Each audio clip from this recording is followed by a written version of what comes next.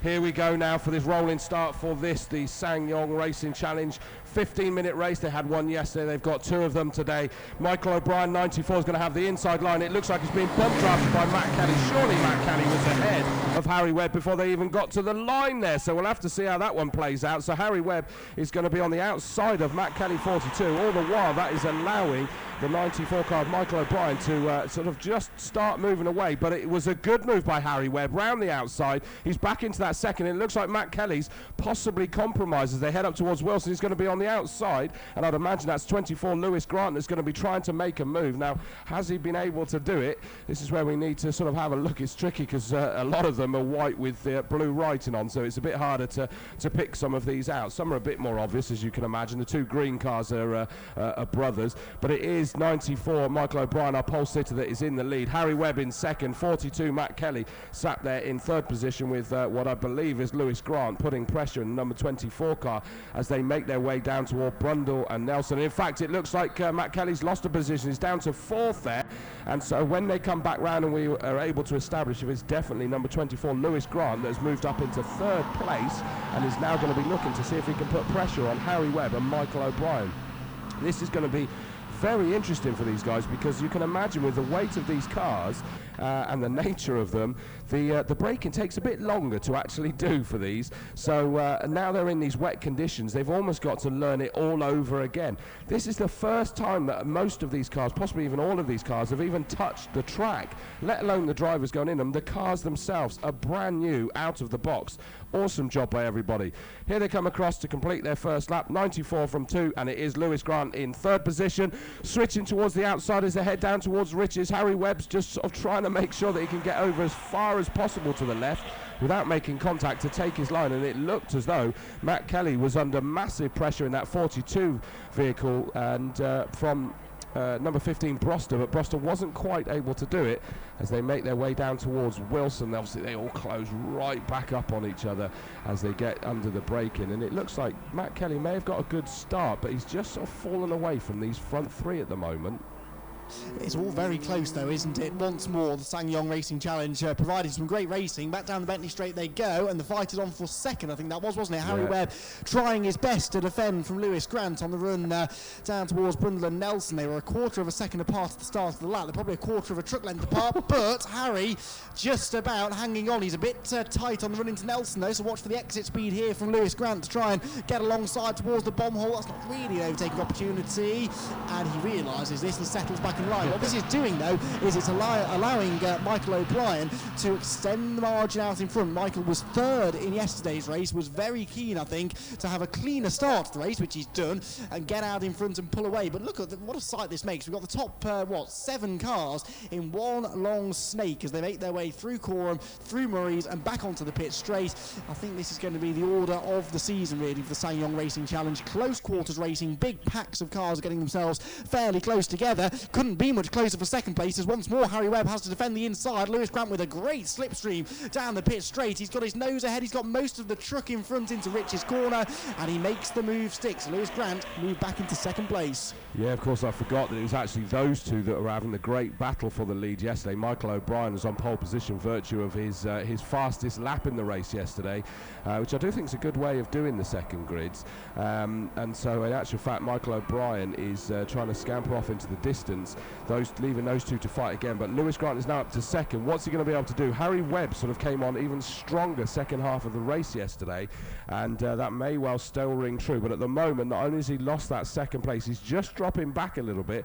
I wouldn't go as far as to say he's into the clutches of number 42 Matt Kelly just yet, but and Matt Kelly's bringing Broster with him in number 15, who again was involved from memory in a lot of the fights until he had a moment, I think it was up at Wilson, from vague recollection, that suddenly put him out of the reckoning with everybody else. But sorry, the amount of curb being taken there by, I think that was the 89 machine of Matt Smith through Nelson. The truck was way up on two wheels, looked for all the world like it was going over. He just about gathered it together. That's what we like to see. They're having, you know, these things are off-road cars, so we want to see them being thrown around this circuit fantastically well. This is allowing Michael O'Brien 94 to still just start breaking away, continue breaking away from everybody else, but I'm interested to see what Lewis Grant is going to do, but I don't think he can discount Harry Webb just because he's made that move. The number 2 car is going to try and find a way to close in. Still got that little bit of damage on the back corner from yesterday, I see, albeit that the light's not hanging out anymore. 42, Matt Kelly under growing pressure from the number 15 of Glenn Broster, as they make their way up towards Wilson for the 4th time. Number 22, no working transponder. That's the one of the green cars. That's Simon Waugh. Simon Waugh being the older of the 2 brothers, Luke Waugh being slightly younger. As they make their way onto Bentley Straight, it's kind of the top 3 are now actually looking like they're fairly equidistant, aren't they? The 3 of those, but they certainly have left Matt Kelly and Broster behind. Yeah, seems to be the case.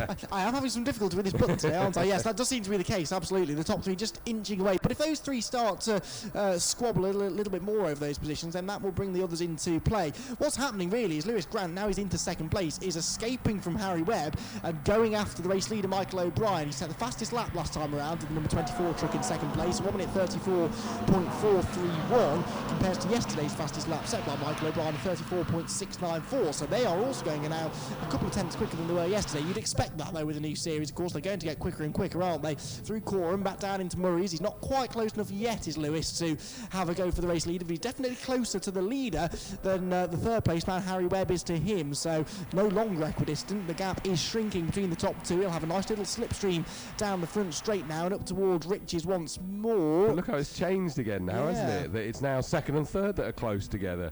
And I think that's the nature of this racing, is it just ebbs and flows. It's no wonder that this is big in over in New Zealand, these cars that are racing. So it is back to our leader O'Brien 94, just managed to escape. Thanks again to Sam Massingham. Another tweet just come through to hashtag SNCombox. Track's drying up nicely now by Murray's. Lovely warm breeze down here. Imagine it's nice and warm up in the box. It would be, but the you know, with the air condition on, it's quite nice up here. But no, but it is a nice warm breeze out there now, and it's glad to see. You were the bringer of bad news last time, Sam. You're the one that told us it was raining, but it's not now. It's dry. We've got a pit visitor as well. That is the number 10. Is that Rebecca Jackson? It is. So the writer, although it looks like, unfortunately, she's going to go straight past us here, isn't she? So Rebecca Jackson's car, unfortunately, going straight into retirement. I just love looking down into that cockpit. They look like they're going to be great fun to drive. So thanks for your tweet, Sam. Keep them coming in. Anybody else? Hashtag SNCombox. And we'll be able to read them out, any announcements, any photos of what's going on out there. We can't see it, but thanks, Sam. I hope you're enjoying it down there at Murray's. And don't get wind burnt, let alone sunburnt. Don't get wind burnt down there if that wind's nice and warm. As you can now see the cars coming right in front of you if you're down at Murray's, because it is Michael O'Brien still in the lead, and it has sort of ebbed and flowed that he's now managed to pull away from Lewis Grant, number 24, sat there in 2nd place, who it's fallen back towards Harry Webb, but not totally into the clutches. But now as they make their way down towards Riches, it's gone the other way, that it looks as though the 2nd place car of Lewis Grant was starting to close in a bit on our leader Michael O'Brien. Bit of a gap between them and the next car, which is still 42 Matt Kelly, that is holding on with that white, red and black vehicle from the number 15 of Glenn Broster. Now, I know Andy ran down to see whether he's able to find anything out, but no, he's missed her. She's gone, she's disappeared straight down to try and get that ready, presumably, for the 3rd race. So I suppose it makes sense. You'll be a bit gutted about that one. Do go and have a look at everybody in the SsangYong Musa. They're down sort of almost behind Murray's, on the other side of the access road in there. They're all lined up. Great hospitality they set up. Southfield's trackside. Tim Naylor, the director of Southfield Trackside, which have Suite 51 at Donington, are doing the hospitality for them down there. And it does just look like they really set something up. So if you're looking at getting into racing of any description, do go and have a chat with them and see how you can do it. It is a very affordable route into motorsport, this, by all accounts. It looks like Harry Webb maybe made a little bit of a mistake somewhere, because he's completely lost contact with the front 2 there, hasn't he? It's not suddenly that Lewis Grant has caught up with Michael O'Brien. I'd say that's about the same, which is why I'm wondering whether Harry Webb made a small mistake there. that has just meant he's lost contact, but he's not really fallen into the clutches of Matt Kelly just yet. Oh, we lost all the timings. I didn't see that one happening. We normally get the warning and I missed it, didn't I? Yes, well, too much going on out on the track, really, isn't it, to take your eyes off it? Yes, I did try and catch Rebecca, but she's headed straight to the paddock, and as you mentioned, they are based right at the far end of the paddock, so there's no chance of getting to her. Natalie Burt, though, had also been to the pit lane. She's rejoined, but has lost, I think, at least one lap, maybe 2 laps as a result of that pit lane visit. So a few running into some difficulties. Out onto the Bentley Straight are going the leading 3. It's nose to tail for 4th, though, isn't it? Look, because Matt Kelly and Glenn Broster have got themselves right together now. They are less than a truck length apart. Well, less than a truck length apart as they go out onto the Bentley Straight this time. So we'll wait to see whether there's a potential for a move being made down to the other end of the straight into Brundle and Nelson. He's certainly close enough. He's drawing alongside his Glenn Broster. It'll be the outside line for the left-hander at Brundle, but as we've seen several times already this weekend, that gives him the inside for the right-hander at Nelson. That's where the leading 3 are. What's going on for 4th? Is it going to be Broster? Oh, they make contact. Glenn Broster gets out wide through the grass. What a shame that was. He's doing some real off-roading now, but going the wrong way. And well, Matt Kelly on the inside, Broster on the outside. It's very hard, even in a small car, to run side by side through Brundle. These things take up most of the road, even when they're single file. So I guess contact was almost inevitable. And unfortunately, it is Glenn Broster who was trying to make that move and had almost made it, hadn't he, round the outside? But he's the one that loses out. Yeah, that's and it's difficult to even apportion any kind of blame there in reality, because they were side by side, and it would have been the inside line for Matt Kelly. So because he'd gone defensive deliberately, and as Glenn Broster just tried to sort of take it around the outside, he will have pinched over a little bit. Matt Kelly's still going to be sat there. He didn't have to sort of suddenly concede that inside line. But the bad news is that I'm guessing that Matt Kelly's sustained some damage, because he's just pulled into the pits as well down here, and so whatever that contact was, he's obviously pulled in. He actually pulled into retirement yesterday as well. So it now means that we've got up into 4th position is the 84 car of Gavin Pell, and 89 is Matt Smith, sorry. Matt Smith is in 4th. Gavin Pell, 84, is in 5th position. Glenn Broster's recovered and still sat there in 6th position, so he hasn't lost too many positions with the demise to the pit lane of the 42 car of Matt Kelly. And he's making his way down, and I suspect even after all of that, Matt Kelly will still speak, because he's a very cheerful chappy, and he'll always be happy to have a word. And it looks like our leaders are now up dealing with a back marker as well, that I'm imagining is the number 9 car of Natalie Burt, who also came into the pits. Now she actually works for SsangYong and has only just got her racing license. Literally, this is the first thing, and it's basically a reward and recognition to be able to come out here and race. So a great thing by SsangYong doing this. Now, is this actually now the lead 2 that are joined together? Because Harry Webb's obviously sat there in 3rd. They've got past the back marker, and so this must be the lead 2. Now, let's just wait till they come into sight to make sure they're in the same order, because, as I say, unfortunately, they're white with blue writing, so impossible. It is 94 that is still in the lead of O'Brien, but 24, Grant, is now right with him, so got absolutely compromised as they came through. Black and white warning flag for 94 O'Brien as he comes across there as well. Presumably track limits. Well, if he did go exceed track limits, it sure as heck doesn't look like it did him any advantages, because he's now got so much pressure from Grant as they make their way into Wilson